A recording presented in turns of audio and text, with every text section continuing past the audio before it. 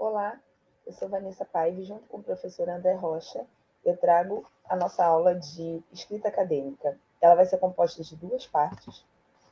A primeira delas vai tratar de argumentação e de formação de frases, e a segunda, da construção adequada de parágrafos. Vamos falar um pouco, então, do que é argumentação. Argumentar é formar a opinião do leitor ou ouvinte, é persuadir acerca de um determinado ponto de vista. Então, argumentar é convencer o interlocutor por meio de razões, de motivos, de provas, mas essas razões, esses motivos, devem ser apresentados por meio de um raciocínio organizado, claro, coerente e consistente. E, claro, fundamentado. E como ele é fundamentado? A gente fundamenta nossos argumentos por meio de evidências. E o que é uma evidência? É uma certeza que podemos atingir por meio de um raciocínio lógico ou pela apresentação de fatos. Então, a gente vai ver 5 tipos de evidências. A principal delas, que são os fatos. Os fatos são dados da realidade, que são de conhecimento geral, eles não permitem contestação. Então, eles vão ser o elemento mais importante da argumentação. Então, eles vão ter um valor maior de prova. Os exemplos, eles já serão casos ilustrativos, típicos, representativos de determinada situação. E as ilustrações são de dois tipos. Nós temos ilustrações hipotéticas e ilustrações reais. O que é uma ilustração hipotética? É um exemplo forjado quando nós estamos tratando de temas mais abstratos, de difícil definição, e então nós precisamos de algum tipo de exemplo, de figura, que torne, de uma imagem que torne mais viva, mais impressiva aquela argumentação. Então, vai possuir um caráter didático importante, mas tem um valor relativo de prova. Depende de como ele é organizado em torno do seu argumento. A ilustração real, ela vai fazer referência a fatos, a episódios geralmente históricos, mas ela também pode tratar de elementos ficcionais, de personagens, de obras de ficção, mas ele, nesse caso, quando a gente trouxer um elemento ficcional, a gente vai estar trazendo uma referência de aceitação geral, de conhecimento geral, que possa reforçar o nosso argumento. Essa ilustração real, então, ela vai ser mais eficaz e mais persuasiva do que a ilustração hipotética, possuindo um valor de prova mais seguro. Um outro tipo de evidência são os dados estatísticos. Os dados estatísticos, para que eles se constituam em uma evidência do tipo segura, é necessário que fique muito claro quais são os métodos estatísticos utilizados, que fiquem muito claros quais são os critérios utilizados para obter esses dados estatísticos. Nesse sentido, eles podem reforçar muito o seu argumento. E nós temos também o testemunho, que é claro que ele vai ser muito valioso, porque você está trazendo a fundamentação a partir de uma terceira pessoa. Mas é necessário que ele seja autêntico, fidedigno e que ele seja autorizado. Bom, depois de tratar dos tipos de evidência, de traçar um pouco a definição desses elementos mais gerais da argumentação, a gente vai falar um pouco das 4 etapas de uma argumentação formal necessária numa escrita acadêmica. Essa estrutura da argumentação formal, ela geralmente é composta de uma proposição, de uma análise, de uma explicitação da proposição, da formulação dos argumentos e de uma conclusão. Vamos ver um pouquinho, então, a proposição. A proposição, ela vai ser a espécie de essência da sua argumentação. Então, existe uma ideia geral na sua argumentação que ela vai ser apresentada na proposição. Essa proposição, ela deve ser bastante clara, ela deve ser inconfundível em relação ao que ela afirma ou que ela nega. Essa proposição precisa também ser argumentável. Isso é muito importante porque é um erro muito comum em trabalhos acadêmicos, em textos acadêmicos, que é quando as pessoas confundem pressupostos com hipóteses. Uma proposição é uma proposta, é uma ideia que se pretende apresentar para ser proposta, apresentada à discussão. Então, deve ser do tipo argumentável. Não pode ser um tipo de ideia geral que já seja consenso, que já seja pacífica, que já seja tomada como uma verdade universal por todos. Então, uma ideia, uma noção de que todos já estão convencidos é algo dado, é um pressuposto, não é uma hipótese, não é uma proposição que se possa argumentar. Então, a proposição é aquela que é argumentável, que admite posições a favor e posições contrárias, que admite gradações e diferentes pontos de vista. A proposição ela também deve ser preferencialmente afirmativa e específica. Nesse sentido, o seu posicionamento, a sua tomada de posição fica bastante clara, com contornos bastante definidos. E a análise da proposição, que é a próxima etapa, ela implica definir com clareza o sentido da sua proposição. A gente vai perceber aqui, então, que o principal é não deixar dúvidas com relação ao seu posicionamento, ao seu ponto de vista. Nessa análise, você vai explicitar cada um dos elementos da sua proposição, da sua argumentação. E a postura adotada, contrária ou favorável, em relação a uma determinada situação ou questão, ela deve ser apresentada, então, de maneira inequívoca. Esse é o ponto principal para se falar nessa apresentação da argumentação. E no momento de formular os argumentos, essa sua proposição, essa sua ideia geral, ela possui argumentos, digamos, secundários, que você vai explicitar, destrinchar, para tornar mais claro e mais bem definida a sua argumentação. Essa formulação dos argumentos, ela vai construir o corpo, propriamente dito, da sua argumentação. E é nesse estágio que você vai apresentar as suas evidências, seus motivos. E é necessário lembrar sempre que isso deve ser feito de uma maneira organizada e coerente, seguindo um raciocínio linear. Isso é bastante importante. É importante também que se planeje com muito cuidado a ordem das evidências e motivos que serão apresentados.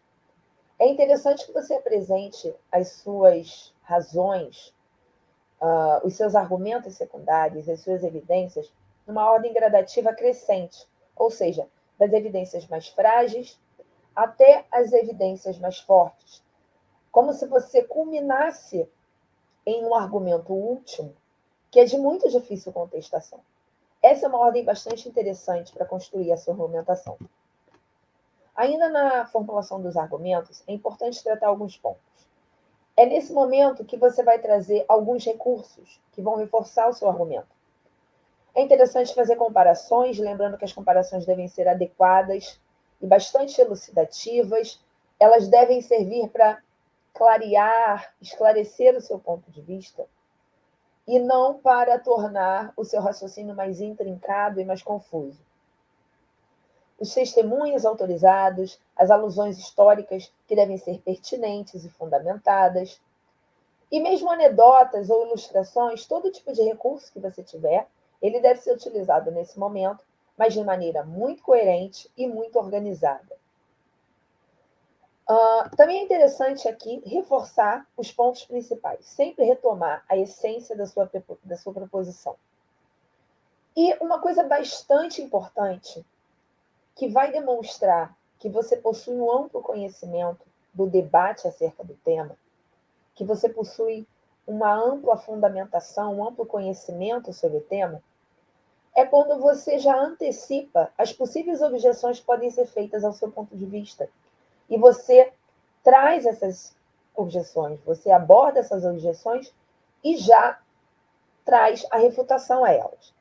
Isso é bastante importante porque mostra de que lugar você está falando, mostra a sua trajetória de pesquisa e de formação de conhecimento, que possibilitou que você construísse esse posicionamento, esse ponto de vista.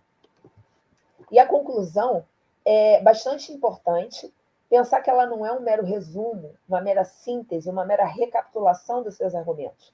Ela deve ser um arremate, ela deve, de fato, amarrar o seu ponto de vista, todos os seus argumentos secundários. Ela deve amarrar as suas ideias. Ela deve retomar, então, em termos muito claros, a essência da sua proposição. Ok? Então, depois de ver um pouco sobre a argumentação, a gente vai falar um pouco da frase, que é o elemento essencial do texto acadêmico, né? É a unidade, é a menor unidade autônoma de um texto acadêmico, de qualquer tipo de texto, mas ela é muito importante pensar né? É muito importante pensar na sua construção no texto acadêmico. A frase, então, ela é um enunciado suficiente por si mesmo. Suficiente para quê? Para estabelecer comunicação. Ela vai apresentar, então, um sentido completo. E isso não significa que ela necessariamente precisa ter verbo na sua composição. E ela sequer precisa ser limitada por ponto. Uma frase, então, é essa unidade coerente de sentido, dotada de sentido completo. E quando a gente vai construir uma frase, é muito importante que a gente pense, tenha em mente a necessidade da inteligibilidade. O que é inteligibilidade? A gente não está falando aqui de uma mera correção gramatical. A utilização correta das regras gramaticais não vai garantir por si essa inteligibilidade. É necessário mais do que uma correção, é necessário mais do que seguir a norma culta para estabelecer a comunicação. Aqui, a ideia-chave é a comunicação, é o estabelecimento da comunicação. Então, por que se preocupar com essa inteligibilidade? Para estabelecer comunicação, pensem que é necessário ser compreendido acima de tudo. A compreensão é a chave da inteligibilidade. Eu trago aqui uma citação. Cada qual é livre para dizer o que quer, mas sob a condição de ser compreendido por aquele a quem se dirija. A linguagem é comunicação, e nada é comunicado se o discurso não é compreendido. Toda mensagem deve ser inteligível. Então, uma coisa muito importante na construção da frase, do parágrafo do texto, é pensar, reler o que você escreveu e pensar se está compreensível. Não compreensível só para você, mas compreensível para um público amplo, compreensível para o seu público-alvo. Então, não basta a correção gramatical. Como eu organizo o meu texto, como eu organizo as minhas ideias para que elas sejam compreendidas. Então, a gente tem as condições para a inteligibilidade. O que é necessário evitar? Uma coisa super importante que deve ser evitada, a duplicidade de informações. Então, a gente precisa evitar ambiguidades no nosso texto. Desculpe. Aqui a gente tem uma frase que exemplifica a ambiguidade, a duplicidade. O ciúme da mulher levou-o ao suicídio. Aí a gente vai pensar, quem tinha ciúmes? O ciúme da mulher tanto pode se referir ao ciúme que a mulher sentia, como o ciúme que o homem sentia pela mulher. Então, é uma frase que não me traz a mensagem com seu sentido completo. Ela dá margem à dúvida. Um outro exemplo. Conheci-o quando ainda era criança.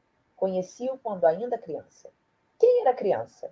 Eu, que conheci essa pessoa, ou a pessoa? Eu conheci a pessoa quando ela ainda era uma criança. Então, é outra frase que deixa margem para dúvida. Isso jamais pode acontecer num texto acadêmico. Então, a duplicidade é algo que deve ser evitado. As tautologias ou redundâncias também devem ser evitadas, porque elas matam o sentido da sua frase. Elas trazem um raciocínio circular. Eu vou explicar. Vamos trazer um exemplo. Fulano morreu pobre porque não deixou um vintém.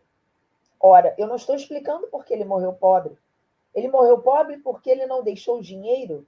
E eu estou dizendo a mesma coisa. Então, eu parto de um ponto e não chego a lugar nenhum. Eu volto para o mesmo ponto. Isso é um raciocínio circular que elimina o significado da minha mensagem. Eu não informei nada, de fato. Outro exemplo. O fumo faz mal à saúde porque prejudica o organismo.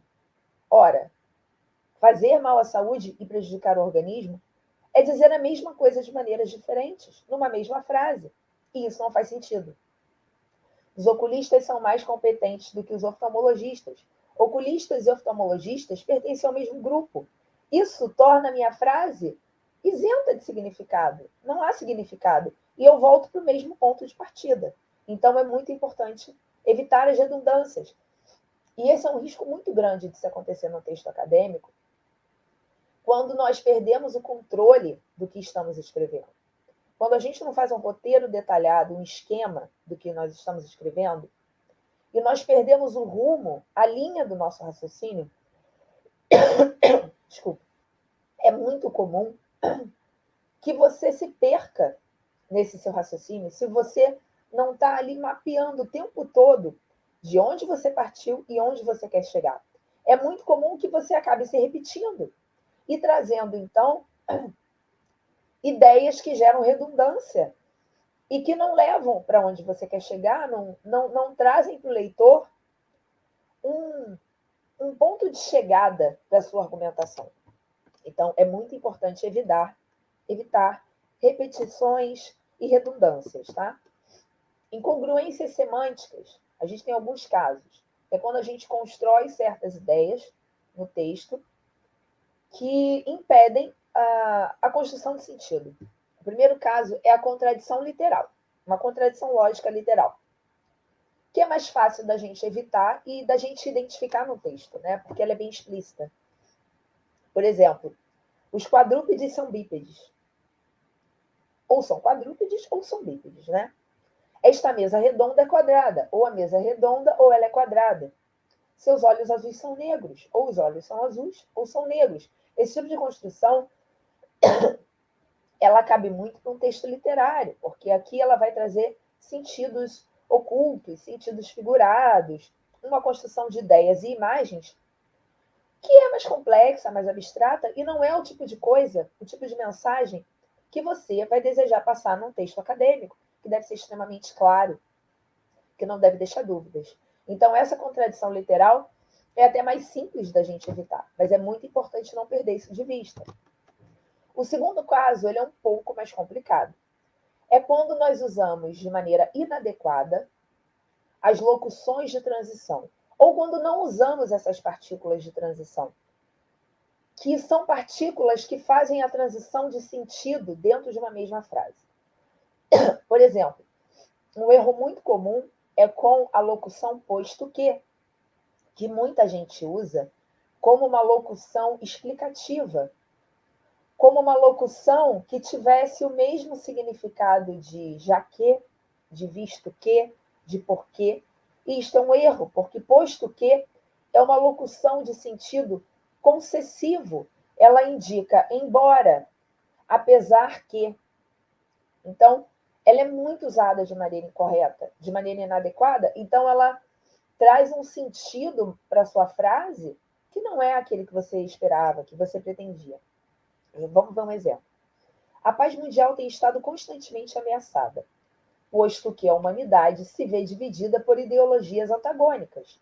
Aqui a pessoa pretendeu dizer que a paz mundial tem estado ameaçada porque, já que a humanidade se vê dividida por ideologias antagônicas. Mas com essa locução inadequada que foi trazida, o que nós temos é a paz mundial tem sido ameaçada, embora ela se veja dividida por ideologias antagônicas. Então você tem uma frase que não faz sentido. Então é muito importante conhecer essas locuções, conhecer as conjunções, conhecer esses elementos conectivos e significados de cada um, para se familiarizar, para usar adequadamente, tá? Aqui a gente vai ver uma outra frase. Nessa frase, não há locução de transição. O progresso da ciência e da tecnologia tem resultado em extraordinário desenvolvimento dos meios de comunicação. Ponto e vírgula. Os homens se desentendem cada vez mais. Então veja que não está clara a relação entre essas duas ideias. O progresso da ciência e da tecnologia tem resultado em extraordinário desenvolvimento dos meios de comunicação. Aqui eu estou trazendo uma ideia positiva, uma vantagem, um avanço do progresso da ciência e da tecnologia. Daí eu corto a frase com ponto e vírgula e trago uma ideia negativa. Os homens se desentendem cada vez mais. Que conexão eu preciso fazer aqui? Eu preciso de uma locução que me dê uma ideia contrária, uma ideia de oposição. No entanto, entretanto, porém, os homens se desentendem cada vez mais. Apesar disto, os homens se desentendem cada vez mais. Então, é muito importante atentar para o uso correto destas locuções. E elas não podem ser ignoradas. A conexão entre as frases ou entre as ideias dentro de uma mesma frase é fundamental para apresentar um texto claro e coerente. O terceiro caso é quando a gente não omite as locuções, mas a gente omite ideias completas. Ideias completas que me permitiriam fazer uma transição lógica, que me permitiriam traçar mais uma etapa na minha linha de raciocínio. Então, a omissão de certos estágios do raciocínio pode levar a falsas relações. Vamos ver.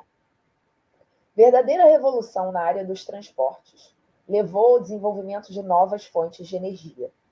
E recentes conquistas da eletrônica e da física nuclear modificaram profundamente o conceito de guerra. Então, vamos ver. Está faltando coisa aí. Então, primeiro eu estou dizendo que houve uma revolução na área dos transportes, que essa revolução levou ao desenvolvimento de novas fontes de energia. E eu estou dizendo que conquistas da eletrônica e da física nuclear modificaram profundamente o sentido, o conceito de guerra. Espera aí, mas o que tem a ver? Eu dei um salto enorme aqui na minha linha de raciocínio. As conquistas da eletrônica e da física nuclear? O que isso tem a ver diretamente com o conceito de guerra? Não existe relação direta entre essas duas ideias. Então, o que é preciso ser dito aqui no meio? Que ideias foram ocultas e que estão faltando aqui? Que lacuna é essa que não está me permitindo completar o sentido dessa mensagem? Vamos lá. As conquistas da eletrônica e da física nuclear, por exemplo, elas podem ter permitido um desenvolvimento dos armamentos, a fabricação de bombas com alto efeito de destruição, com um alastramento muito rápido. Então, aqui tem uma série de ideias que me permitem entender, por exemplo, por que a guerra ficou com um poder muito maior de destruição. Por que o conceito de guerra é modificado? Porque agora, por meio das conquistas da eletrônica e da física nuclear, eu tenho a bomba atômica, eu tenho armas biológicas, eu tenho uma série de armamentos de altíssimo potencial de destruição, com poder para destruir todo o mundo, todo o globo terrestre.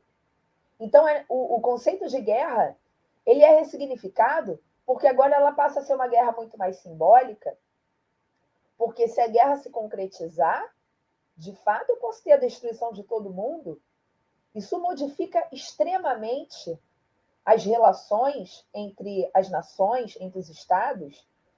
Para pensar a declaração de uma guerra, eu fiz uma linha possível de raciocínio entre essas duas ideias. Vocês vejam que eu poderia aqui completar com outras lacunas.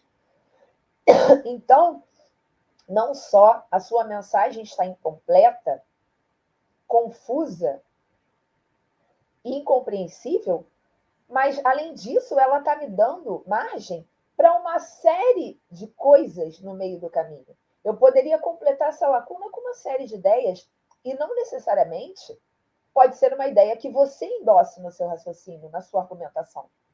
Por isso é tão importante não pular nenhuma etapa do seu raciocínio.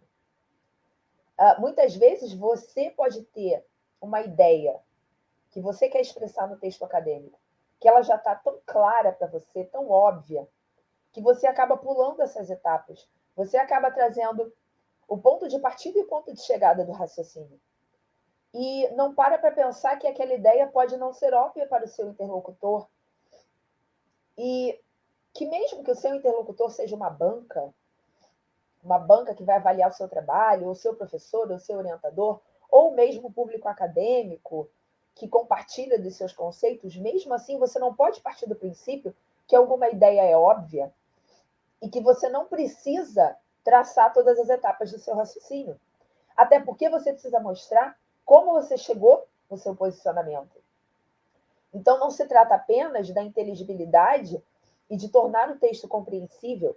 Trata-se também de mostrar a sua trajetória de raciocínio, de mostrar o processo de formação do seu conhecimento. Tá? Então, isso é super importante. O quarto caso é quando a gente subverte a ordem das ideias. E isso também pode modificar o sentido do que eu quero dizer. Um exemplo. Apesar dos conflitos ideológicos, raciais e religiosos que marcam inconfundivelmente as relações entre os indivíduos nos dias de hoje, é extraordinário o progresso alcançado pelos meios de comunicação. Essa frase não está fazendo muito sentido. Para a gente trazer essa ideia, que veja bem, O que a gente de fato quer marcar aqui? O progresso alcançado pelos meios de comunicação ou esses conflitos que, perdão, acabam reforçando o individualismo, acabam marcando de maneira muito negativa, muito tensa, as relações entre os indivíduos. Eu acho que fica muito claro que a nossa ideia principal é trazer essa denúncia, é marcar esses conflitos que marcam, trazer, é destacar esses conflitos que marcam as relações. Então, o interessante seria, e seria mais claro, que você trouxesse primeiro a primeira ideia, a ideia que, a princípio, a gente entende como positiva. Olha, é de conhecimento geral que há um extraordinário progresso nos meios de comunicação. Isso é algo que está dado. Isso é um fato. Agora, qual é o meu juízo de valor? Qual é o meu posicionamento em relação a esse fato? Olha, o progresso foi extraordinário, mas ele tem consequências. E uma dessas consequências é marcar as relações entre os indivíduos de extrema tensão, de extremos conflitos, conflitos ideológicos, raciais e religiosos, ou seja, um progresso que deveria servir para conectar e unir as pessoas, que são os meios de comunicação, porque, por essência, é para isso que servem os meios de comunicação. No fim das contas, eles tornam as relações mais conflituosas. No fim das contas, eles intensificam os conflitos, as divisões, as polarizações. Né? Então, veja como dependendo da ideia, veja como dependendo da ordem que as ideias são colocadas, você pode tornar muito confuso qual é o seu posicionamento. Perdão, estou bastante gripada. Agora, por outro lado, o que deve constar no texto? Para que você garanta a inteligibilidade da sua ideia, da sua argumentação, da sua mensagem. É necessário, então, conformidade com a experiência geral de uma dada comunidade. Então, se você vai falar para um público, vou fazer uma analogia aqui bastante simplória. Se você vai falar para um público que entende de bananas, fica difícil se você falar de laranjas. Né? Então, se eu estou falando para um público acadêmico, por exemplo, da área de saúde, a minha argumentação ela vai estar em conformidade com os conceitos compartilhados pelas pessoas da área de saúde. É necessário, para estabelecer uma base de comunicação com o público que vai ler o meu texto, com o meu interlocutor, é necessário trazer essa conformidade, falar a mesma língua. O enunciado ele deve encerrar o mínimo de probabilidade. O que isso significa? Eu não posso trazer uma ideia que fique solta no ar, que dê margem a dúvidas. Então, encerrar o mínimo de probabilidade é não permitir outras interpretações. O que eu digo deve ser muito claro, muito definido, muito preciso e muito objetivo. E a frase deve ser estruturada de tal modo que os seus componentes não precisem ser reorganizados para que se torne inteligível. Agora vamos falar rapidamente de algumas modalidades de frases. Perdão, gente, eu estou realmente um pouco gripada. Então vamos falar um pouco da modalidade de frases. A gente tem alguns tipos de frases, algumas adequadas, outras não tão adequadas para um texto acadêmico. A gente vai ter a frase de arrastão, a frase de ladainha, a frase labiríntica ou centopeica, a frase entrecortada e as frases parentéticas ou intercaladas. Vamos ver um pouquinho de cada uma. A frase de arrastão ela é muito comum na língua falada. Ela é pertinente para situações muito simples. Ela vai ser composta, então, de orações independentes muito curtinhas, em que uma oração se arrasta a outra. Geralmente, quando a gente está contando uma história, no dia a dia, no cotidiano, em que você tem uma sucessão de fatos, a gente usa esse tipo de frase de arrastão, porque uma frase, uma ação arrasta a outra. Ela vai refletir um raciocínio linear, por meio do uso de alguns conectivos, geralmente são poucos, e não são conectivos, digamos, muito formais. Vamos ver alguns exemplos. Cheguei à porta do edifício, toquei a campainha, esperei algum tempo, mas ninguém atendeu. Depois já passava das 10 horas. Você vê que eu não usei muitos conectivos, tem ali uma sequência de acontecimentos, algo muito corriqueiro, e no dia a dia a gente costuma falar assim mesmo. Outra. Então desisti de esperar e resolvi telefonar. Mas aí chegou o porteiro. Então ele abriu a porta e eu entrei. Mas o elevador estava parado. Então subi pelas escadas. Aí cheguei ao quarto andar. Mas não havia ninguém em casa. Então escrevi um bilhetinho e botei por baixo da porta.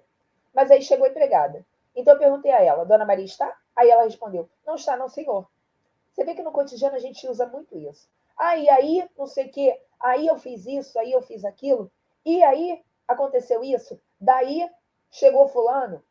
Mas aí aconteceu isso e aquilo, mais isso, mais aquilo. São esses conectivos não tão formais que a gente usa no dia a dia e que trazem esse arrastão de ideias, que geralmente são ações. Isso não é bacana para um texto acadêmico, para um texto formal. Você torna o fluxo de ideias muito rápido, muito pouco formal,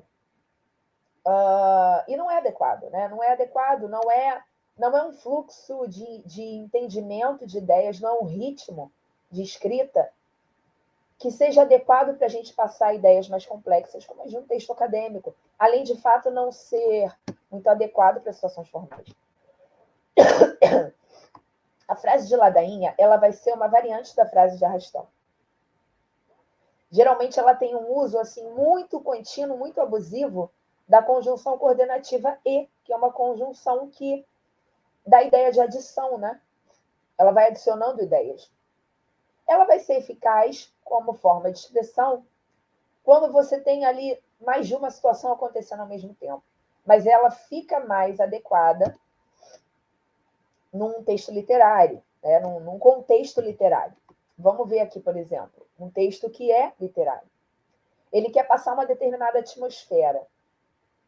Íamos no automóvel em alta velocidade ao longo da praia de Ipanema, e era uma tarde meio cálida, e meio cinza e meio dourada. Estávamos alegres, e o vento desenrolava os nossos cabelos, e o ciciante mar estava da cor de um sabre, visto no momento final pela própria pessoa em cuja carne está sendo enterrado. Um sabre talvez manejado por um japonês que se submete ao harakiri. E era tudo musicalidade, e tudo, de certo modo, era triste, como ficam tristes as coisas, no momento mais agudo da felicidade. E nós vimos sobre uma duna as freiras, e eram 5 freiras, que usam chapeuzinho, com uma borla ou bordado branco e vestido marrom, e eram 5 freiras alegres. Você vê que a gente tem até dificuldade de ler numa tomada só. Essa frase quase não tem vírgulas, quase não tem ali pontos de pausa, e ela tem essa conjunção e o tempo todo, que marca um ritmo muito específico, que traz exatamente uma musicalidade, né? É um ritmo muito específico, muito próprio do gênero literário. Não é algo que a gente quer trazer para o texto acadêmico. A frase labiríntica ou santopeica, ela era muito dominante no período clássico. Você tinha nos textos clássicos esse tipo de construção, em que você tem uma interminável série de orações subordinadas, em que uma se engancha na outra. E é muito difícil você mapear qual foi a ideia inicial e você retomar essa ideia inicial. Ela tem muitos conectivos, muitas interpolações, muitas coisas trazidas no meio da frase, muitas ideias secundárias. Ela acaba sendo prolixa, cansativa, indecifrável, ininteligível. Não é o que a gente quer. Vamos ver um exemplo. Hoje, quando no seio de uma família numerosa há um jovem que, veja que eu quero falar de um tipo de jovem. Agora, olha quanta coisa vem no meio do caminho antes de eu saber efetivamente de que jovem ele está falando e o que acontece com esse jovem. Hoje, quando no seio de uma família numerosa há um jovem que, por falta de certa vivacidade de espírito e de outros predicados naturais, ou dos que se adquirem pelo esforço e pelo trabalho, não podem granjear os meios de subsistência, e menos ainda de obter qualquer colocação saliente ou um ancião vencido na vida, para quem a fortuna foi descaroável madrasta nas profissões que tentou. Então, aqui no meio, a gente vê que ele também está falando de um idoso. sem disposição alguma para o exercício de qualquer mister conhecido ilícito. Dá-se não raro uma espontânea conspiração entre os conjuntos por parentescos de um ou outro, os políticos militantes e os detentores do poder, para elevar o inclassificável às várias posições políticas. Então, com o mais bem-aventurado júbilo dos chefes das agremiações assim enriquecidos, esse vai ser o legislador, esse vai ser o estadista. O que está sendo dito aqui? Que muitas vezes, no seio de uma família numerosa, você tem um jovem que não tem muita vocação para muita coisa, que não tem ali um espírito trabalhadeiro, esforçado, proativo, ou um idoso. Até eu me perdi aqui para achar o idoso. Pode ser também um idoso que vencido na vida, também não tem ali muito para o que fazer, já não tem disposição para mais nada. Essas duas figuras, é muito comum que elas acabem se tornando legisladores ou estadistas, né? Então, é esse o quadro que o Pedro Lessa quer trazer. Só que isso é feito de uma maneira tão intrincada, tão truncada, com tantas informações no meio da ideia central, que fica muito difícil entender. É um tipo de ritmo que a gente está familiarizado quando a gente está lendo, de fato, literatura. Mas não é algo viável, adequado, apropriado para um texto acadêmico. Vai ser muito difícil entender qual é o seu ponto, qual é o seu posicionamento, qual é o seu argumento, com uma construção desse tipo. Isso deve ser extremamente evitado. Se você tem alguma ideia secundária que te parece muito importante, é preferível que ela venha a seguir.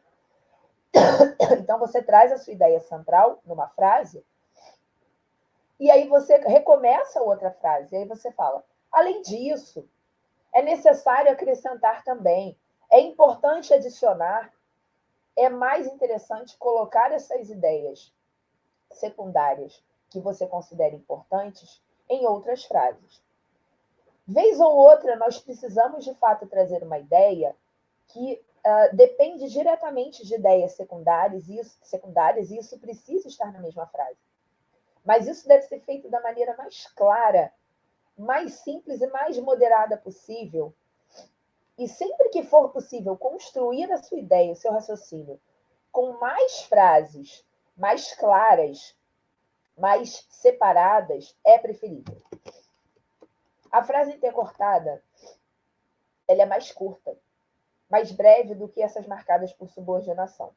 Ela foi consolidada com o movimento modernista na década de 20, e ela é entrecortada por pontos, né? Então, são várias frases ali pequenas com pontos, que já torna o entendimento muito mais fácil quando você coloca aqueles várias conjunções aditivas e que tornam a frase interminável, né?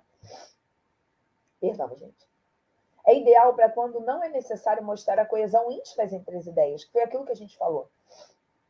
Se você pode separar as ideias sem perder o elemento de coesão em duas frases, isso é preferível, porque isso vai aumentar a clareza, né? Vai tornar o seu texto mais claro. Isso é mais viável no caso das narrativas e das descrições. É comum, então, hoje em dia, o que predomina na escrita, principalmente na escrita formal, é uma mescla, então, das frases intercortadas, que são ali mapeadas por pontos, e as frases subordinadas mais longas, vez ou outra, quando você necessita estabelecer uma coesão mais íntima. Tá? Esse vai ser o principal legado do movimento modernista, fazer essa mescla, e da geração também de 45, fazer essa mescla de frases entrecortadas no meio de frases mais longas, de frases subordinadas. Tá? Esse é o meio termo que está presente hoje. Vamos trazer aqui um exemplo de frase intercortada. Mas tal como arrebentou, não. Os bocós estranharam, sentiram-se mal. Davam-se tão bem com as velharias. Era tudo tão cômodo e tão fácil. Nem precisava pensar mais. A coisa já saía sem esforço. O realejo era herança de família, estava à disposição de qualquer um. Bastava estender a mão e virar a manivela. Pronto. A área 1000 vezes ouvida contentava todos os ouvidos, sem cansá-los nunca. Uma beleza. Veja que esse texto também é literário. E que essa marcação por pontos, ela também delimita um ritmo, que aqui é um ritmo literário. Ele traz um sentido nele. Então, você vê que é uma frase completamente entrecortada. Também não é exatamente o ideal. O ideal para a gente, num texto acadêmico, é trazer um pouco dessas frases entrecortadas com um pouco das frases subordinadas. Porque senão aqui você percebe que tem algumas frases excessivamente curtas, que a ideia meio que se interrompe. Mas aqui era o objetivo do autor. Porque ele queria dar um ritmo específico para essa atmosfera que ele estava criando, que geralmente tem a ver com uma narrativa ou com a descrição de um cenário, ou para marcar o ritmo de um acontecimento, né? Que você quer ali trazer uma atmosfera mais lenta, em suspense. Não é isso que a gente vai fazer no texto acadêmico. A gente vai procurar separar as ideias quando for possível, quando isso aumentar a clareza, e vai manter as orações longas, subordinadas, com mais de uma oração, quando eu precise dessa conexão numa mesma frase para manter a coesão, para manter o sentido, a coerência. Por fim, a gente tem as frases parentéticas ou intercaladas.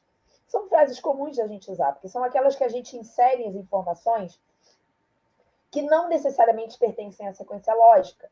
Às vezes é ali um aposto, uma explicação, um parêntese.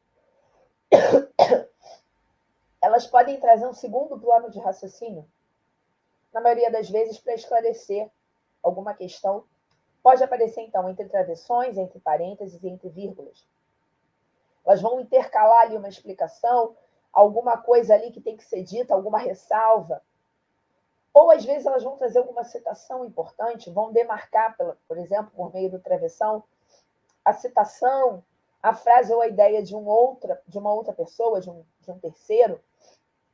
Elas devem ser usadas também com cuidado, porque elas vêm no meio da frase e elas precisam não prejudicar a linha de raciocínio, a coerência do seu argumento, ok? Gente, então aqui a gente terminou a primeira parte da aula de argumentação.